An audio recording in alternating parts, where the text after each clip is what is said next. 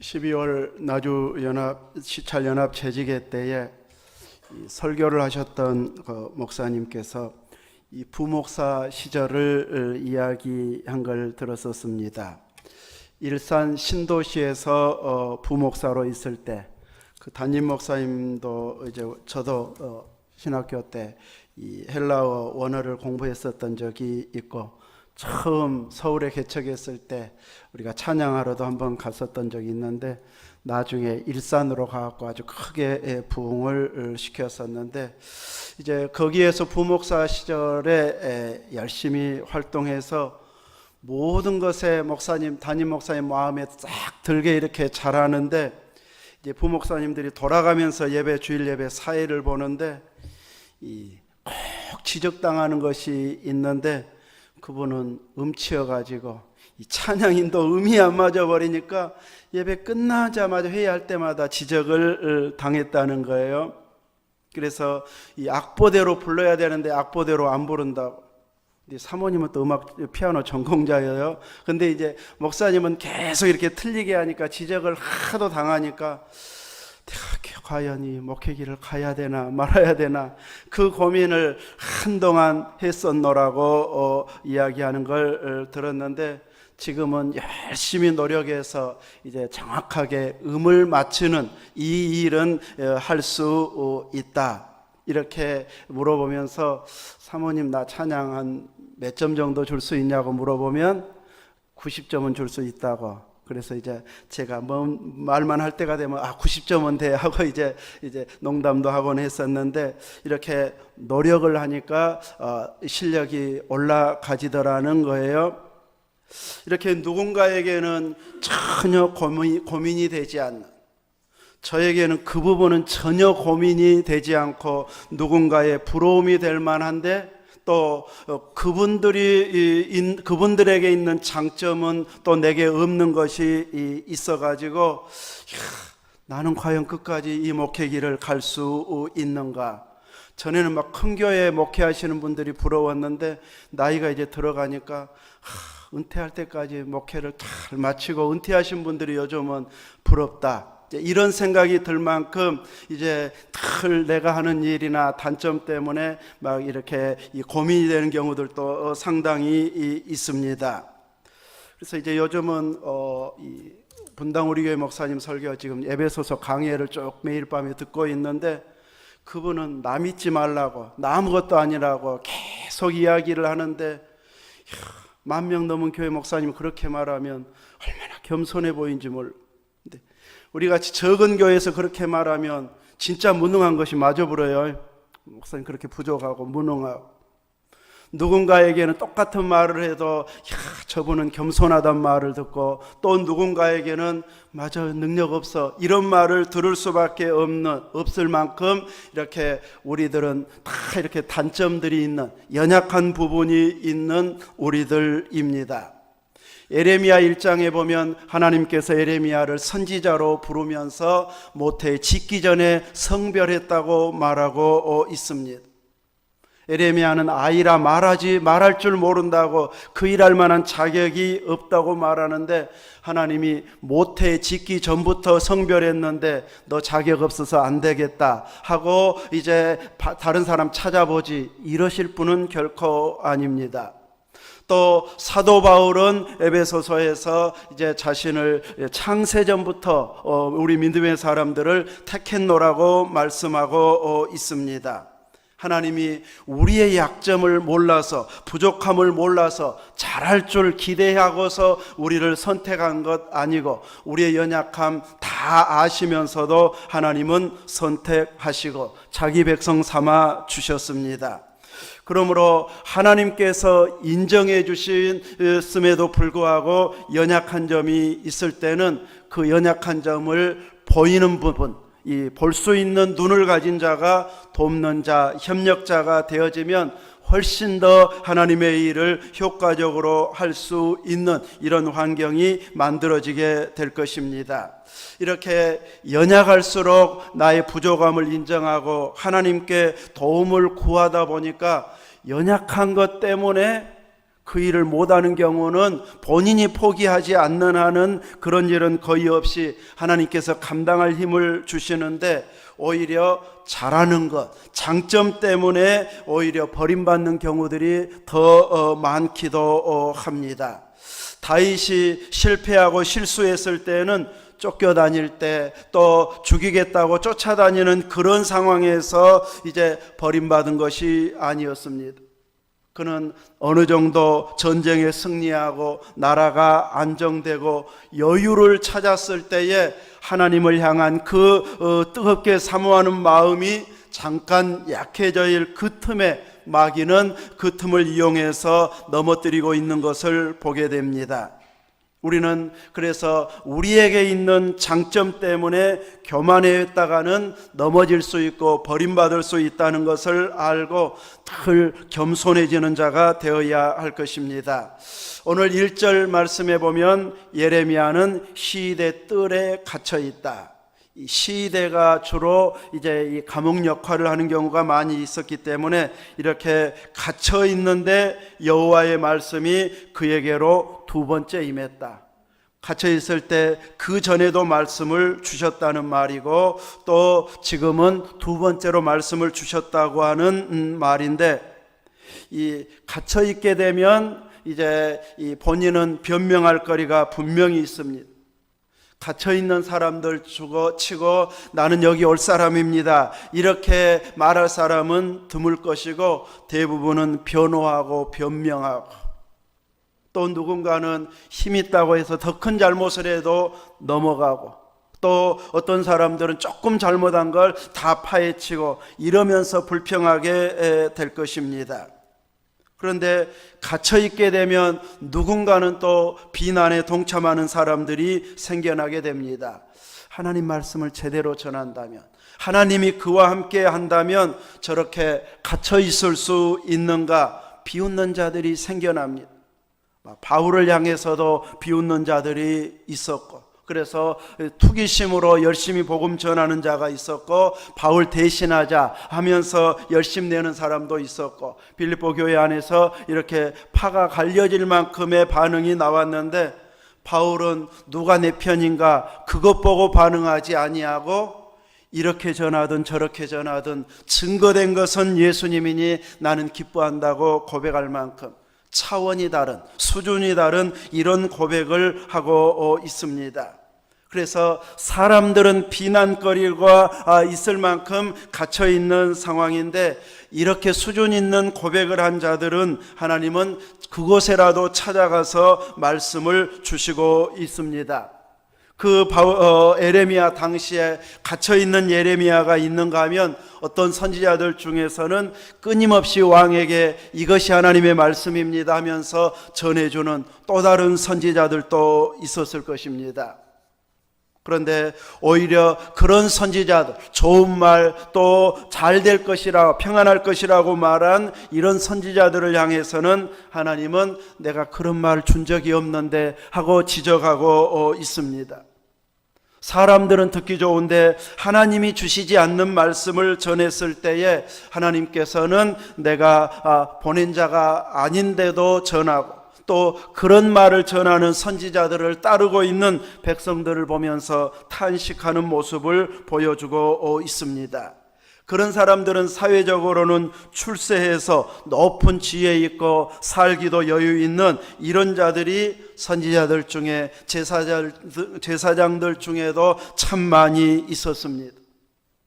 그러면 하나님이 그들에게 말씀을 주셔야 할 것 같은데, 하나님은 그들에게 말씀을 주시는 것이 아니라 대표회장, 무슨 한기총회장, 우리나라 같으면 총회장, 이런 이들에게 말씀을 주셔야 될 것 같은데, 갇혀있는 예레미야에게 하나님이 말씀을 주시고 있습니다. 하나님은 외적으로 얼마나 지위가 있느냐, 사회적으로 기독교를 대표할 만한 인물이냐, 거기에 맞춰서 이렇게 말씀을 주시는 것이 아니라 하나님을 친밀히 하는 자에게 말씀을 주시고 있습니다. 오늘 낮에 증거했던 말씀과 연관지어서 말한다면, 늘 주의 얼굴을 구하는 자, 깨어있는 자, 하나님께 등 돌리지 않고 얼굴을 구하면서 친밀해진 이런 자들에게 말씀을 주신다는 것이죠. 그 친밀한 자가 다니엘처럼 높은 지위에 있으면 그 높은 지위에 있는 상황에서 환상을 주기도 하고 꿈을 해석하게 하기도 하고 또 그곳에서 우상 숭배하지 않고 이렇게 철저히 하나님을 섬기는 그 모습을 보면서 말씀을 주거나 꿈을 해석하게 하거나 환상을 주어서 미래를 준비할 수 있도록 이렇게 하나님께서 가까이 해주시는 것을 보게 됩니다. 또 예레미야처럼 또 요셉처럼 이렇게 감옥에 있을 때는 감옥에 있으니까 누가 잘못해가지고 감옥 가라고 했느냐 하고 책망한 것이 아니라 여전히 감옥에 있어도 하나님과 친밀하기 때문에 그들에게 말씀을 주시고 꿈을 해석할 수 있는 이런 능력을 주셔서 지속적으로 하나님의 일을 감당하게 하시는 이런 하나님이신 것을 보여주고 있습니다. 우리들도 이렇게 하나님과 친밀해지기 위해서 그분의 인도하심을 받기 위해서 어떻게 하면 우리가 친밀해질 수 있는가? 오늘 3절을 우리 다 같이 읽겠습니다. 3절 말씀 시작. 너는 내게 부르짖으라. 내가 네게 응답하겠고 네가 알지 못하는 크고 은밀한 일을 내게 보이리라. 이 말씀이 예레미야 몇 장 몇 절인지 외우기가 참 쉽습니다. 33장 3절 333이니까 너는 내게 부르짖으라. 내가 네게 응답하겠고 내가 알지 못하는 크고 은밀한 일을 내게 보이리라 하면서 저절로는 아니고 부르짖을 때에 하나님께서 은밀한 일을 보여주시고 앞으로 되어질 일을 가르쳐 주시겠다 약속하고 있습니다. 4절과 5절에 보면 이제 이 하나님 앞에서 범죄함으로 인해서 하나님께서 그들의 악행 때문에 하나님의 얼굴을 가리어서 그 성을 돌아보지 않았다고 말씀하고 있습니다. 5절 마지막 부분에 나의 얼굴을 가리어 이 성을 돌아보지 아니하였습니다. 그들의 모든 악행으로 말미암아 이 악행 때문에 하나님께서 이렇게 갈대아인의 칼에 대항할 수 없도록 버려두셨다고 말합니다. 그러나 자기 백성 삼으신 하나님께서 끝까지 버리시지는 않습니다. 6절에 있는 것처럼 이 성읍을 다시 치료하겠다고 말합니다. 포로 생활에서 돌아올 때가 있을 것이라고 약속하고 있습니다. 그 약속의 말씀이 이루어지기 위해서 해야 할 일은 부르짖는 일이다. 그래서 앞으로 치료하고 회복시켜 줄 터이니 너희는 내게 부르짖으라 이렇게 말씀하고 있습니다. 하나님이 약속했다고 해서 저절로 좋아지지는 않습니다.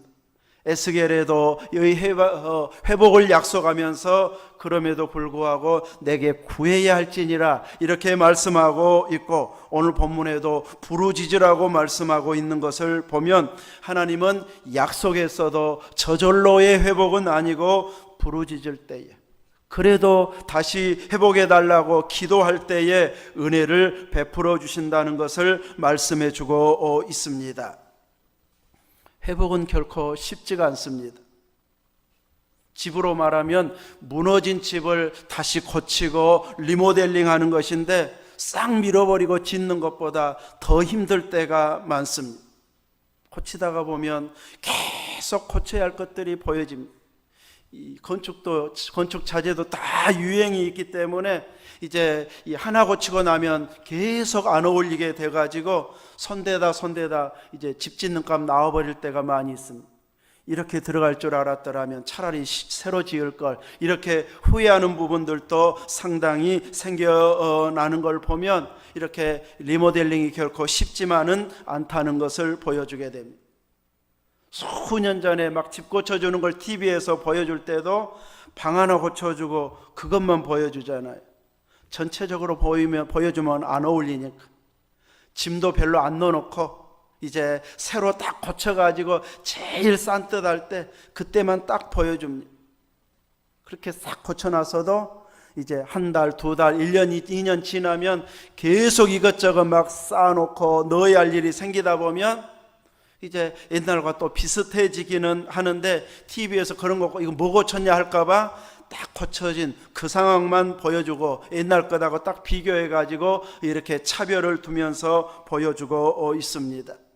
이렇게 집 고치는 것뿐만 아니라 신앙도 한번 딱 무너진 상황에서 회복할 때는 정말 어렵습니다. 처음 은혜 받고 그때부터 시작할 때하고 이미 은혜 체험했다가 이렇게 낙심해서 넘어졌다가 다시 회복하려고 하면 이제 꼭 리모델링 한 것처럼 점점 그 회복이 늦어지고 또 옛날처럼 온전한 회복도 잘 안 되는 이런 경우가 허다합니다. 그러나 그 힘든 어려운 일도 부르짖으면 하나님께서 비밀을 가르쳐 주셔가지고 회복할 수 있는 그 길이 있다는 것을 말씀해 주고 있습니다.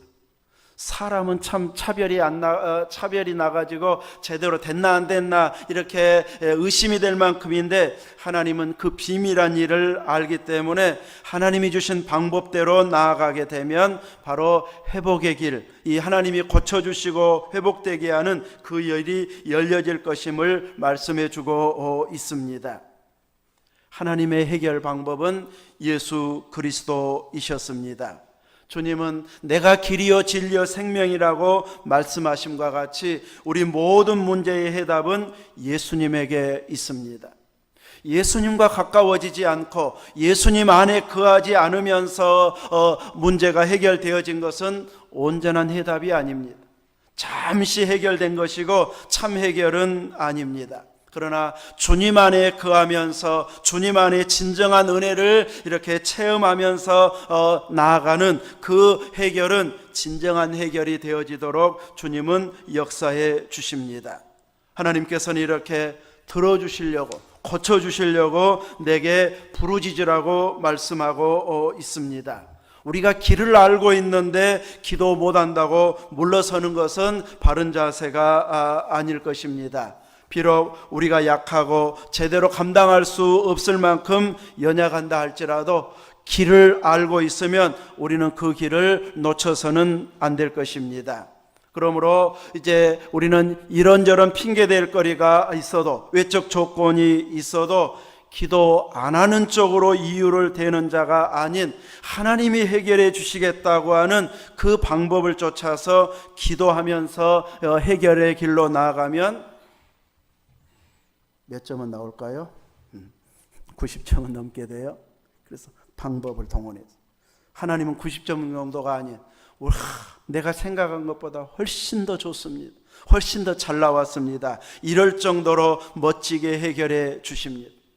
사람들은 감옥에 있으면 이렇게 뭔가 잘못한 것 있겠지, 이제 대표성 잃어버렸네, 이렇게 단점을 지적하고 꼬집고 책망하고 야단칠 사람이 있겠지만 기도의 사람들은 이제 그 일을 통해서 또 하나님이 이루실 일이 있을 것이라고 하면서 흉보는 것이 아니라 도움을 주고 또 힘이 되어주는 이런 역할을 하게 되어집니다. 하나님께서는 들어주시려고 이렇게 기도하라고 말씀하고 있습니다. 이제 우리들도 이 분단 상태에 있는 나라에 살고 있기 때문에 이 나라에 전쟁이 없게 해달라고 기도하면 하나님이 내 기도 때문에 전쟁이 안 일어나게 하나, 이 확신을 갖기가 어렵습니다. 워낙 큰 일이어가지고. 그래서 우리는 작은 일부터 구하면서 하나님께서 하나씩 해결해 주시는 은혜를 경험해야 됩니다. 이렇게 하나님과 친밀해진 상태에서 나라를 걱정하고 나라를 위해서 기도하면 하나님께서 내 기도를 들으시고 보호해 주신 것 같다, 이 확신을 가질 수 있을 만큼 하나님은 이제 자기와 가까운 자들에게는 평안함과 확신을 주시게 되어집니다. 이렇게 우리들은 철저하게 하나님께 가까이 하면서 부르짖어 우리 자신과 가정과 교회를 위해서 끊임없이 기도하는 자리에 있어야 할 것입니다. 오늘 우리들이 이제 해결할 수 있는 연약한 점은 마음만 먹으면 고쳐지지만 이렇게 해결되지 않는 부분은 하나님께서 기도의 방법을 통해서 그 길로 나아가면 해결해 주시겠다고 약속해 주고 있습니다. 어떤 사람들은 면허 땄냐고 물어보면 장롱면허라고 하는 사람들이 있습니다. 장롱면허는 어떤 면허가 장롱면허인가요? 면허는 따놓고 직접 운전은 안 해가지고 운전하라고 하면 이제 두려워서 못하는 이런 사람들이 이제 면허증은 있는데 안 하는 사람을 장롱면허라 이렇게 이야기합니다. 우리는 하나님 앞에 기도를 통해서 이렇게 응답받을 수 있는 기도할 자격, 기도할 수 있는 면허를 받은 자들입니다. 하나님 앞에서 기도할 면허, 기도할 자격 있는 사람은 누구일까요? 하나님이 아버지여야 됩니다. 하나님이 내 아버지가 되려면 자녀가 구하면 아버지는 안 들어주실 수가 없습니다. 능력만큼 들어주게 되는데 하나님이 우리의 아버지가 되려면 아들 예수 그리스도를 나의 구주로 나의 주님으로 영접해야 하나님이 나의 아버지가 되고 기도할 수 있는 자격, 기도 응답받을 수 있는 은혜를 주시게 됩니다. 이런 기도의 놀라운 은혜, 비밀 열쇠를 주셨는데 우리들이 기도할 수 있는 이 은혜를 장롱면허처럼 만들어서는 안 될 것입니다. 사용해야 됩니다. 계속 부르짖어야 됩니다. 물어보고 또 구하고 또 기도 부탁하면 직접적으로 구하면서 이제 그 기도가 이루어졌는지 확인도 해 보아야 됩니다. 홍금자 권사님이 이제 혈압약 타러 가서 만났는데 그 목사님 어떻게 됐어요? 물어봐요. 그 말은 기도했다는 거잖아요. 우리가 수요일 밤에 또 지난주 오후 예배 때 기도했던 그분 어떻게 됐느냐, 본인이 기도했으니까 관심이 있어서 그분 어떻게 됐느냐고 물어봅니다. 그 사모는 문자 해보니까 이제 어제 퇴원했고 서울 큰 병원들은 하도 환자가 많아서 아무튼 3일 이상을 입원 안 시켜준대. 그래서 신장을 한쪽을 떼어냈는데도 딱 3일 입원하고 퇴원시켜버리고. 그리고 이제 목사님은 아주 통증이 아주 심하다고 하는데 아무튼 이제 처음 수술했으니까 통증이 있을 수밖에 없고 그래서 아마 2주 동안에 큰 이상 없이 회복이 되면 이제 그렇게 수술했어도 딱 무조건 2주 되면 또 퇴원시켜버린가 봐요. 아마 또 다른 데 입원할지 아니면 집에서 할지는 모르겠지만 아무튼 아직은 일반 병실로는 옮기지 못하고 계속 통증으로 인해서 고생하고 있는 이런 상황입니다. 이렇게 우리들은 누군가 기도 부탁하고 한심해서 기도했는데 아는 사람이 있으면 어떻게 됐는가 이렇게 물어본다고 하는 것은 기도했다고 하는 증거가 되어질 것입니다. 같이 합심 기도해놓고 뭔 기도했는지도 모르고 또 궁금하지도 않고 이런다면은 정말 마음을 모아서 기도해서 하나님이 평안함 주셨던지 아니면 그냥 관심 없이 하라고 하니까 듣고만 있었던지일 수도 있습니다. 오늘 우리들은 이렇게 하나님께 직접 응답받을 수 있는 이 기도를 장롱면허처럼 그냥 두어버리고 못한다고 사용 안 하는 자가 아닌 끊임없이 사용해서 이제 하나님은 내 기도를 이렇게 잘 들어주십니다 하면서 자신 있게 고백하고 간증하고 나눌 수 있을 만큼 끊임없이 하나님의 은혜를 고백해서 내가 부르짖은 자답게 응답받은 증거들을 나눌 수 있는, 그래서 순종해서 열매가 있는 이런 삶을 살아가시기를 주의 이름으로 축원합니다. 아멘.